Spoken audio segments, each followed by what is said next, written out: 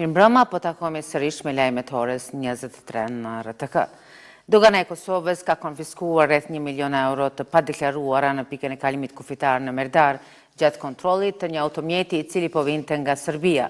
Dogana thot se automjeti fillimisht është kontrolluar përmes pajisjes së skanimit me RZX, ku janë identifikuar indikacionet e para për ekzaminimin e një hapësire të dyshimt të modifikuar në dyshemen e tij.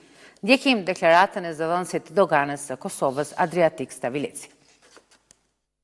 Sot, oficerët doganor kanë dalë një automjet në pikalimin kufitar të Merdares, edhe automjeti është selektu fillimisht nga oficerët doganor, cilët kanë dyshuar në përbajtjen apo në gjëra që mund të ketë fshehura e automjet, dhe automjeti fillimisht është kontrolluar përmes pajisjeve të skanimit të RZX.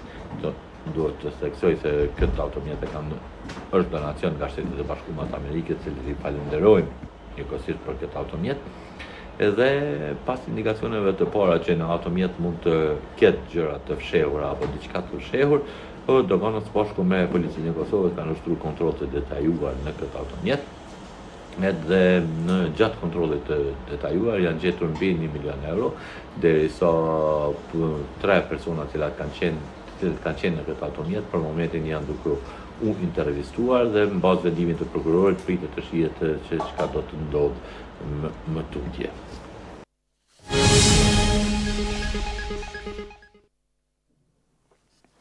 Te ditë para përfundimit të afatit kushtetues për zgjedhjen e presidentit të ri të Kosovës, kryeministri Albin Kurti ka nisur takimet me liderët e partive opozitare në përpjekje për të arritur një marrëveshje politike dhe për të shmangur zgjedhjet e reja parlamentare. Njohësit e rrethanave politike e shohin të ndërlikuar këtë çështje pasi që ende nuk ka një emër të propozuar nga askush, derisa koha ka nisur numërimin mbrapsht. Me vetëm 8 ditë në dispozicion, procesi për zgjedhjen e presidentit të ri ka hyrë në fazën vendimtare. Krejt çka tha dje kryeministri Albin Kurti ishte ajo se duhet një konsensus trepalësh në mes të vetëvendosjes PDK-s e LDK-s. Profesori universitar Doraje Timeri vlerëson se thelbësore është të kuptohet se presidenti zgjidhet me votat e kuvendit dhe përfaqëson unitetin e vendit, përtej ndarjeve partijake. Sipas tij, më i rëndësishëm se emrat konkret është arritja e një ujdie mes spektrit politik në vend. Presidenti bëhet kur i ka votat në kuvendin e Kosovës. Çdo formulim tjetër është përtej kësaj. Prandaj çka është e rëndësishme për sjelljen tonë politike është të kuptoj drejt që votimi i dikujt për president të Republikës është votimi i presidentit të Republikës që është përtej partive politike dhe përtej raportit pozitë-opozit. Kjo është gjëja më e rëndësishme. Por natyrisht është e vlefshme të kuptohet që votat i meraj që ka përkrahje në kuvendin e Kosovës dhe kjo është gjëja e dytë e rëndësishme po sa edhe emrat për të cilën ne po flasim. Ndërkaq analisti politik Sadik Zeqiri po konsideron se situata është e ndërlikuar, pasi ende nuk ka asnjë emër të propozuar për president të ri të vendit, derisa kanë mbetur vetëm edhe 8 ditë brenda afatit kushtetues. Edhe pse duhet që propozimi të shkojë nga partia më e madhe, edhe pse ajo ka hek dorë që të bëjë propozime dhe këtë ja kalon në dorë pothuajse 2 partive tjera opozitore, Lidhës Demokratike dhe Partisë Demokratike. Megjithatë duhet një konsensus i përgjithshëm dhe unë mendoj që ndoshta zgjedhja më e mirë do të jetë edhe në qoftë se do të bëhet një ristrukturim i qeverisë dhe përfshirja njerëz nga subjektet politike në qeverinë të cilën udhëheq zoti Kurti për të nxjerrë një kandidat potencial dhe një kandidat i cili do të merr numrin e mjaftueshëm të votave.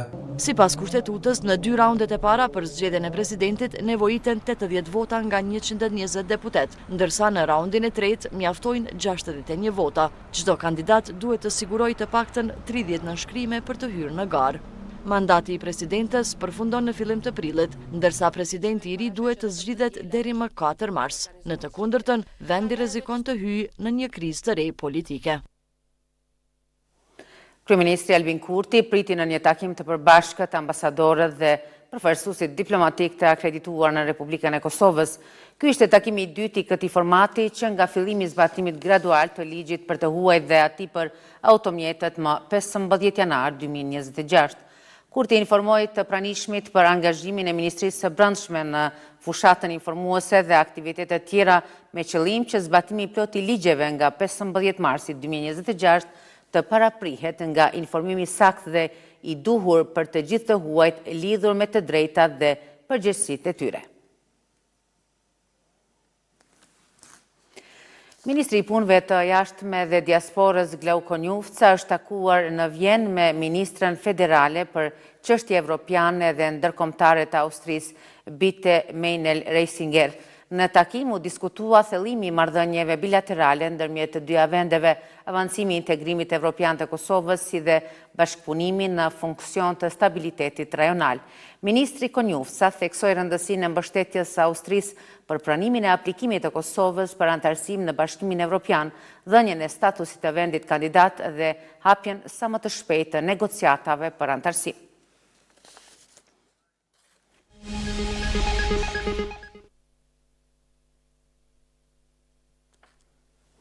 Këshilli Prokurorial i Kosovës është drejt kompletimit të përbërjes së re me zgjedhjen e antarit të 7 jo prokuror nga Kuvendi i Kosovës. Ky hap konsiderohet kyç për përmbylljen e reformës në sistemin prokurorial të nisur nga Ministria e Drejtësisë në përputhje me rekomandimet ndërkombëtare dhe vendimet kushtetuese.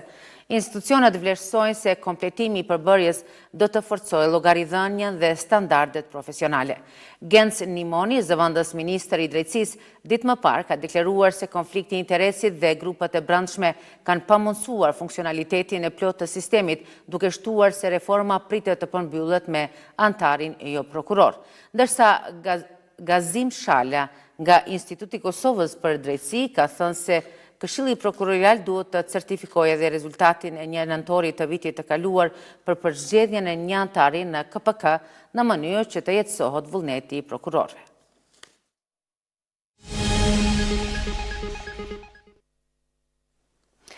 Qytetarët edhe më tej po ankohen për çmimet e larta të produkteve ushqimore e shumë shërbimeve të tjera për çka kërkojnë të mbrohen. Në përpjekje për ta parandaluar ngritjen e pakontrolluar të çmimeve, Ministra e Industrisë Mimoza Kusari ka nënshkruar inicimin e procedurës për këtë projekt ligj. Përfaqësues të bizneseve thonë se caktimi i marzhës së fitimit i dëmton bizneset në import, teksa njohës të ekonomisë e mirëpresin iniciativën. Nga produktet ushqimore bazë deri tek shërbime tjera, kostoja e jetesës ka shënuar rritje në Kosovë. Qytetarët ankohen se çmimet janë të larta, teksa edhe kërkojnë që të merren veprime për parandalimin e abuzimeve eventuale me to. Çmimet janë shumë larta. Më lartë që çmimet të Kosovës se sa jashtë se që janë në Gjermani për shembull. Ushqimorët bële janë shumë lartë. Atë ligjin tavan që ka pas e penguar edhe çështë. Shpresoj që si vjet ashtu diçka bëhet. Rritjen e pakontrolluar të çmimeve, ekzekutivi po synon ta parandalojë përmes ligjit për çmime tavan. Ministria e Industrisë Mimoza Kusari Lila ka nënshkruar inicimin e procedurës për këtë projekt ligj në mënyrë që të garantohet stabiliteti në treg. Ekspertë e ekonomisë kërkojnë që të bëhet kujdes pasi tregu është i lirë dhe çmimet përcaktohen nga oferta dhe kërkesa. Megjithëse të njëjtit shpreh nevojën për ndërhyrje të drejtë kur konsumatorët përballen me rritje të papritura të çmimeve. Para se me vendos që ky ligj të kthehet në Konvent, duhet që të ishin disa masa para se me u votu ligji i ri. Për shembull, me ulë të veshëm për produktet që janë bujqësore, me ndihmu prodhuesin vendor, me pas çësje pak më të lehtë prodhuesin vendor, në mënyrë që kur ballafaqohet me ligjin apo kur vjen ligji në Konvent, me pas një arsyeshmëri, në mënyrë që më votu nga deputetët dhe mos më ushkel kushtetues. Por sipas kryetarit të Odës Ekonomike të Kosovës, Lulzim Rafuna, në momentin që një produkt i vendoset marzha e caktuar, atëherë ai nuk do të mund të importohet.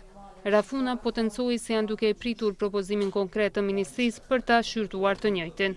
Në momentin që një produkt, për shembull, i vendoset një marzhë të caktuar, atëherë ai produkt nuk importohet. Po, çka do ndodh, rreziku që do të na importojnë produkte me kualitet më të lartë.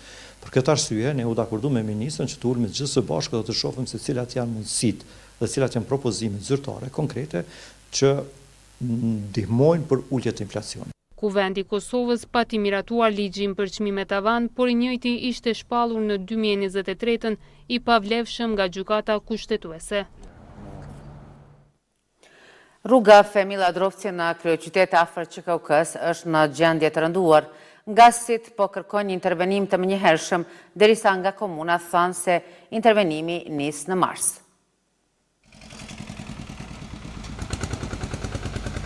Për t'i ikur gropet, detyrohen të shkojnë qosheve të rrugës.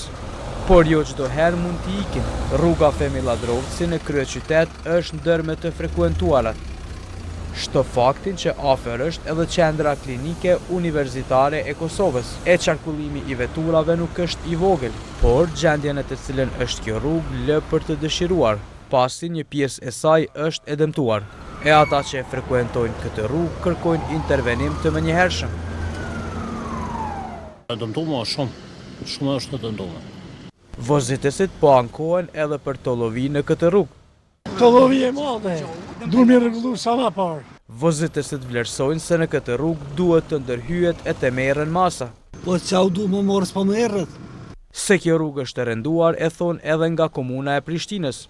Përmes një përgjigjeje me shkrim nga Drejtoria e Investimeve Kapitale thonë se kanë dalë në terren dhe kanë konstatuar nevojën për intervenim. Sipas komunës, me sanimin e gropave dhe me një trajtim të përgjithshëm të segmentit rrugor, do të fillohet në muajin mars.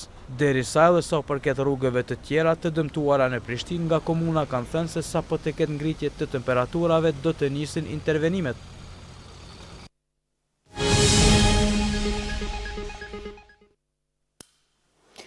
Gazetarja e RTK-s Alketa Gashi Fazliu është nderuar me çmimin ndërkombëtar për gazetari etike në një ceremoni të mbajtur në Ministrinë e Kulturës në Rom. Sipas motivacionit të juris, Fazliu u nderua për profesionalizmin, besueshmërinë dhe përkushtimin më të cilin ushtron rolin e gazetarës dhe prezantuesës së edicionit informativ të RTK-s në Kosovë, duke përfarsuar një pikë referimi autoritative për informimin publik. Alketa u vlerësua për punën e saj, e cila, siç u tha, forcon rolin e transmetuesit publik dhe rëndësinë e gazetarisë si instrument thelbësor për transparencë, besim dhe kohezion demokratik.